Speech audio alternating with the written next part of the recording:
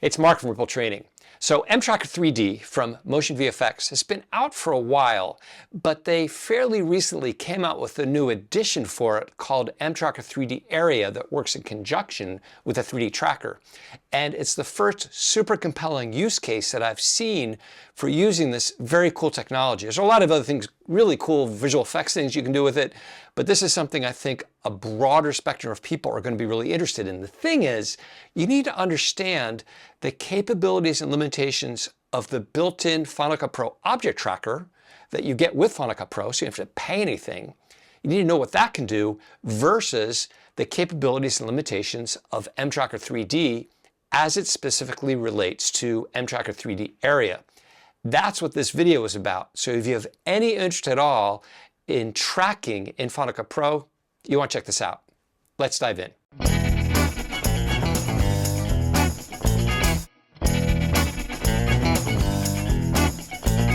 So let's start by looking at the object tracker so we can understand what you can do with it, what its limitations are, so you'd understand when you might want to use mTracker 3D and mTracker Area. And frame rate matters. So you can see here I've got a 25p project. I've got several different projects at different frame rates. You really want to drop the frame rate of your clip into a project of that same frame rate whenever you're doing any kind of tracking to get the best possible track.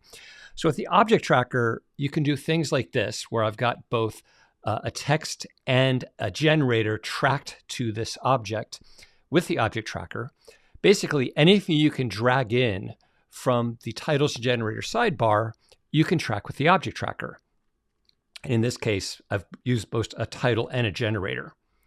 The other thing you can do is use it really as a planar tracker. It's not a planar tracker, but in some cases you can get away with it. For instance, here I have this logo that I've object tracked to this wall, and it does a pretty good job. It's not perfect, but it does a good job. And in many cases, you can get away with using it to do that. Here's an example. You can object track people, and the object tracker is cool because it recognizes entire bodies, it recognizes heads, it recognizes limbs, different portions that are moving. In this case, I use the object tracker to track the toe. If I select the title and go to the transform tool, you can see that the object tracker is set to track the toe in this case. And I used one of our Ripple callouts for this, but you can use really any title and any generator in Final Cut Pro that comes built in or that you've installed yourself. And here's a variety of different tracked objects in a 2997 timeframe. So first of all, I've blurred some faces and I've had titles to show how they're blurred. None of this is rendered, by the way, but you can see how they're all blurred. Here's an example of a blurred logo on Steve's hat here. So object tracker is great for tracking items to blur them, faces or logos. Here's an example where I've removed an object from the scene. And in this case, I've used one of our little plugins that's used in conjunction with the object tracker. These are the RT Tracking Essentials, and they include 9 different objects here, and they also include 2 effects, one of which is this cloner effect. Another thing that I did with it here was to remove this tractor here from the shot on a little panning drone shot. So you can certainly use the object tracker in certain drone shots. Here's a glint effect tracked to these lights using the object tracker and one of the RT Tracking Essentials. And I did the same thing here, tracking a glint, tracking a blur to the label. And here's another drone shot. So the thing I want you to understand is if you just need to track a point, the object tracker can be great just to track that point. Or in this case, you can see the tracker, I've tracked the entire object and it can work fine. It gets more of an issue when you're trying to track something that needs an area described. But in this case, it does a great job of just tracking a title, a little call out. And here's another example where I'm tracking an object that's moving in the shot.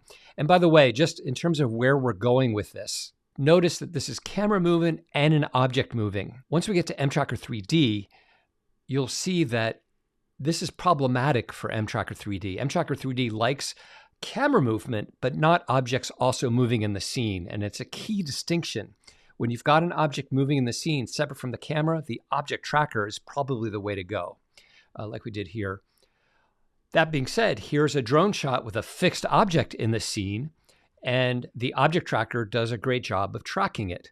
We're not needing to map out a complicated area. This is simply a line. This is another one of our RT Essentials tracked to this object, but you could use anything that's built in Final Cut. And here's another thing that the object tracker is very good at: an object that is moving in a scene with camera movement.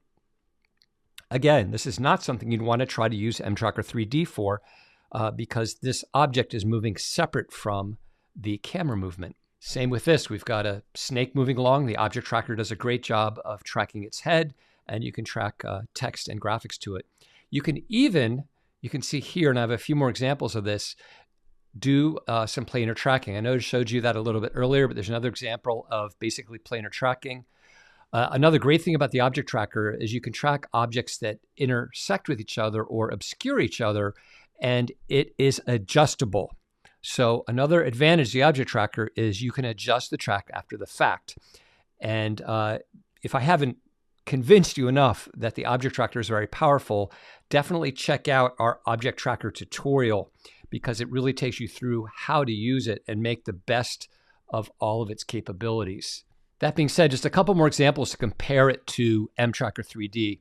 So the object tracker allows you to track anything. So in this case, I've got one of the 3D USDZ objects that are built into Motion that I've published to Final Cut Pro, in this case, a 3D football that's tracking along with a young girl that's running.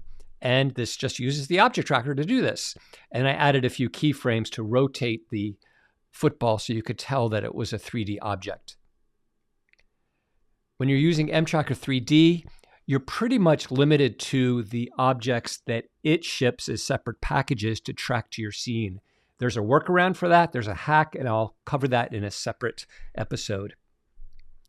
Another great thing for tracking that the object tracker is great for is text, pop-up text. So you can see how all these texts are tracking to the phone. This uses our RT Messages plugin for that, but you can use anything. And then effect masks. So with the object tracker, you can track any effect mask, including color correction.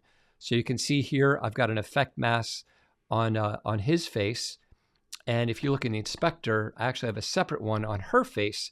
So I've tracked them with the object tracker so that I've been able to then adjust the lighting. I'll turn off that mask and just turn off the color correction. You can see that I was able to color correct their faces by using that object tracker, which acts kind of like a planar tracker. You can see it turns with her and matches that movement really nicely. You can also track things like particles. So here's an example where I've got this plane tracked and a particle emitter spitting off of it. And finally, just to reiterate that you can kind of use it as a planar tracker if the situation works for it. So here's another example. I've tracked this. Let me turn it on and off so you can see. I've tracked that logo with a blend mode onto that background. Here I've tracked the Ripple logo. I'll toggle it on and off to the pool. Here's the Ripple logo on the Hoover Dam, because why not? Also with a blend mode applied. And here I've tracked to a phone. Now, the object tracker, again, it's not for screen replacements. I'll have to do a totally separate tutorial on that, but you can get away with it in some instances. But I want to show you that although this looks really good, it is shifting a little. It's a little hard to tell, but if I were to do this full frame, like something like this, you'll start to see that it's not perfect, okay? So the object tracker is super powerful, does have some limitations. That's where mTracker 3D comes in. Okay, so mTracker 3D is an effect, and it actually constitutes a couple of pieces. So you can see here in my effects browser, I have mTracker 3D, and there it is. This is the component that does all the hard work. It's a camera tracker. So as opposed to the object tracker, which identifies objects, either people or things that are moving in a scene, this camera tracker analyzes the scene for the overall camera movement and then tries to apply that camera movement to other objects that you add to the scene. But it alone doesn't really do more than analyze the scene. You then need the objects to drop in there. So there are several different ones. There's this mTracker 3D expansion pack. There's captions, and you can see there's pointers. And if I scroll down further, there's titles. And these are each sold separately, or you can buy the pack altogether. And then mTracker 3D area, which I'm most interested in here because this in particular does things that you simply can't do with the object tracker. Now, where does all this stuff come from? Well, it's motionvfx.com. And here's the mTracker 3D plugin. And like I say, you need to buy multiple things. So I think personally, this is super useful when you need it, because you can't do it with the object tracker. But you can see if you just buy the plugin, it's $279. If you buy the, and you can see there's other options. You can buy those other pieces as well, or you buy it all together. And then the mTracker 3D area is a separate product that works in conjunction. It's basically all the graphics, animated graphics that get laid over your tracked video. And you can see the pricing there. Just to be clear, Motion VFX, we like and use a lot. They don't know anything about what I'm doing here with this quote review, not really a review. They're not paying me or anything like that. I just find it useful, and I'm trying to show you when you might benefit from it and when you might not. So I'm using a drone shot as an example because we have camera movement. This is a shot I did just recently in Palm Springs. And there is some object movement too, but I'm not interested in tracking the cars. So the criteria would be camera movement, and then that you want to mark out some kind of area, not just a point. If I just wanted to attach a title to one of these houses, I could probably do it with the object tracker. But here's how it works. And I'm going to walk through a little bit of how it works because it's taken me some time to figure a few things out, and I want to share that with you, save you some time. So the first thing you do is place this mTracker 3D on the clip that you want to track. You then click track. Now, I'm going to warn you, this takes some time. This particular clip, Control D, is 7 seconds and 4 frames. It is obviously a drone clip from a DJI Mini Pro 3, I think, whatever my drone is. Once you hit track, this can take a while, and I'm not going to make you sit through this. I'll tell you that this 7-second clip took 5 minutes, 42 seconds to analyze and to complete. So I'm not going to do that here. I'm just going to go right to where the track is already done. So you don't have to sit here, and I don't have to just record it all and speed through it. So that's all it does. And it's sort of an all or nothing thing. Once you've tracked it, you're done with this part. All you want to do is copy the track. So I'll click copy track, and you can do that at any time. Once I've copied it, I'm just going to press X to mark a range for this clip. And then I'm going to select one of these areas. Now, this is the other part that's a little tricky. It's not totally clear what these do. And if you skim over them, you can't see what they do. The only hint you get are these little graphics, the thumbnails. And the way to think about this is I primarily focus on the graphic design. So you can see this one kind of has lines behind it. This has a grid. This has a bigger grid. So I'm going to go ahead and just take this one that is a grid. So it's the grid design and the label design. And you may never use the labels. I'm usually not using the labels, or I might use one. So I don't care as much about the design there. But I'll just go ahead. Actually, I'm going to take this one here. I'm going to press Q as a connect edit. And then what you want to do with it selected, or you can see that the active ball there is over that clip. So it's effectively selected. We're going to paste our track data into this graphic. Right now we can't see anything, but I'm going to paste that in there. And it says it's done. You want to wait for that. Now you can start setting points with this gnomon, this little 3D axis thing. And ideally, it's identified everything in here. And as you move it around, you can see it kind of tilts because it thinks something is a side of something. And these are very small, so it's going to have trouble with those. But don't worry about that too much. I'm going to start with something simple, and it really doesn't matter too much where it is either, but I want to do this golf course, and I'm going to go towards the beginning. And I'm just going to click and add some points around the fairway. Because let's say I want to identify this for, it needs to be repaired, or I don't know, whatever. You want to point this out. I'm just clicking. I'm not clicking and dragging. We can round these separately. You get back to the last one, and it highlights, click. And that's done. And you can see some very faint lines in there. If I go forward, you can see there it is. In fact, let me just go ahead and play it.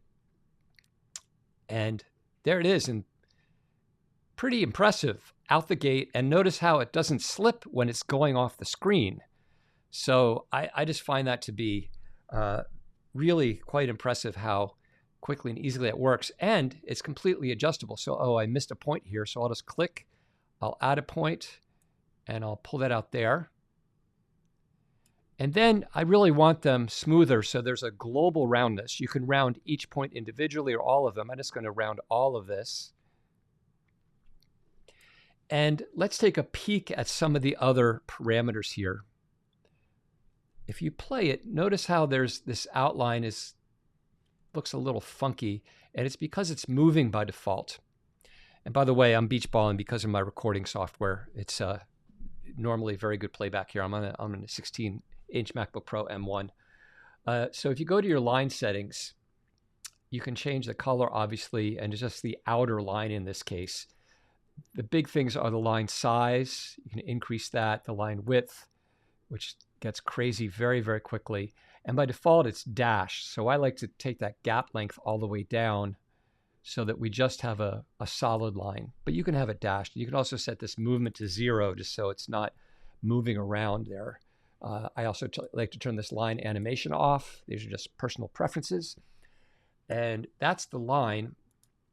Then these points, you can see them here when we're not playing back. When I play back, you just see the dots themselves. And I would love a way, honestly, for those points just to make them disappear. I guess what you could do is take the size down to 0 and they'll be gone. Or you can make them very large. You can make them rounder. And you can make them face the camera so they're totally round. And then bring them back down in size. In my case, I don't really care about these points. I don't need to see them. I'm just going to turn them off. So that's the line and the points. Then the other part is basically the fill. Well, I'll mention the labels. So you might wonder, hey, there's all these label settings, but nothing happens if you adjust them. So you actually have to add a label first. So you can see if I click on a line here, I can then click here and I'll add label 1. And there's my label. So once I've done that, you can use these overall label settings once you've added several, or you can go down, here's my label 1, and I'll just say fairway. And you can choose a font. I'm not going to do a lot with this, but I will rotate it, I believe, in Z to have it face the other way around. We could also have it tilt. I don't want to tilt it that way, but I want to tilt it up so it's standing up. And I'll adjust its position in Y and in X. Actually, really want to adjust its position in Z. I can open that up so just so it sits up a little bit like that. And it's a little fuzzy here, but you can just set your playback performance to, I'm actually at better quality already. Interesting. So let's try that. There we go. And it just tracks beautifully. Okay, so you can add multiple different labels, put them wherever you want, and it works just great. The fill, all this stuff inside, you need to scroll all the way to the bottom pretty much here. Not quite the bottom because it's captions, but you go here to fill. And by default, it fills with the design. That's the particular template we chose. But you can also just fill with a solid color, and you can change the opacity of that color, and of course, the color of that color if you want to do something else. And you can use a drop zone for the fill, but I'll caution you right now that it's not that easy to work with because you can't rotate the drop zone. You can scale it, reposition it, but you can't rotate it. So I really think they need to add rotation to that. So I'll go back to the design.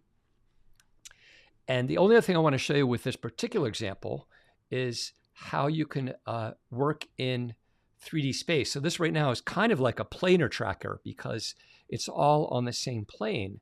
But if we wanted to demonstrate how things go up in the air, for example, I can add another point here. I'll select it. And if I drag by Y, I'm actually moving this point up in altitude. And you'll be able to tell because if I play that, you'll see that it's not just sort of extending flat over into the next field, but it's got altitude. So that 3D camera tracker is really tracking 3D space for doing this, which is awesome. So a few other examples of how you can use this. And this is an example of stacking where I've used, once I've tracked this shot, you can see I've tracked it, the mTracker 3Ds on it right there. I added a particular one of these mTracker 3D area templates, and I just duplicated it and changed the points each time. And the result is that I've got this track here on this entire structure. which is kind of cool. And again, it moves out of the shot and stays pretty well locked on. It's not perfect, but it's great. And it's better than, it's something you just can't do any other way, frankly. So, and I may be able to get a little bit better just by adjusting the points. So if I'll turn these two off, and you can see I've just got the face there, and they added another one for the top and another one for the side. And the top one, it seems to drift a little as we get closer. Notice that point back there, right there. So one thing you can do, you can adjust these in X, Y, and Z. Like this might already be a little too high. So you can adjust these. You can't adjust the track data. If the track data is not good, you're kind of stuck. But you can adjust these points in X, Y, and Z, and you may end up with a better track because of it. I've had some success doing that. Another example is here. We used the object tracker before to track an individual dwelling here, and it recognizes as a separate object because of the contrast changes. But here I wanted just to identify the whole beach area, and the object tracker is never going to be able to do that. It's just this long strip that I've used the mTracker 3D area to be able to do. So a good example of where a single shot could use two different types of trackers in order to get done what you want to do. Here's just another drone shot in a busy shot here. And you can see I've got it a couple of trackers on this object here, on this house, on the side and the top. And then coming into view, I think this is really amazing. Here's another track. Sorry for my awful color selection, but you can see that that stays locked on. It's just really amazing that it stays locked on as it's going on and off the screen. So I think that's pretty cool. Now, as I mentioned earlier, if there's objects that are moving separate from the camera movement and you want to track those, the object tracker is a better choice. So we looked at this one before.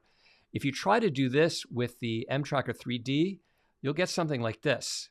So what mTracker 3D is doing here is it's tracking the overall camera movement, and it's dropping an object in, one of these. In fact, I used one of these mTracker 3D expansions down here to drop in there, but it's not tracking the kayaker at all. It's just tracking the overall scene. So it's not going to work there. Object tracker is better there. Here's another example of a boat on a lake. Again, a drone shot, camera movement, and the object tracker is what I used in this case in order to track that object. If I select the title, go to the transform control, you can see the tracker that is tracking along to that there. Here's an example where I took that iPhone shot and I attempted to use the mTracker Area 3D to track to it, and it just wasn't happy. So again, it's not a planar tracker. It's great for these shots that the camera is moving and nothing else is. So don't try to use it for something like this. I also just wanted to show you, if you want to see what they do, I took a few of them and dropped them. Once I had camera data from a shot, I copied that and just put a bunch in the timeline so I could kind of see what they do. It's a little easier to tell what they look like without than the thumbnails over here. So I just thought that might be useful for you when you're trying to figure out. Just drop a bunch in a timeline and then draw out points. I'll show you what I mean by that. So I'll take like this guy, I'll copy the track data, I'll go back over here, and I'll throw this one with a W. I'll paste my track data onto it, say done. Then I'll just click to make a few points. So I'm not distracted by the video content. I just want to understand this design. And I say, I see, okay, that's what this does. And there's a lot of flexibility in how these things animate, as you've seen already. Did you find this video useful? Leave us a comment below. We really appreciate your feedback. We'll see you next time here on MacBreak Studio.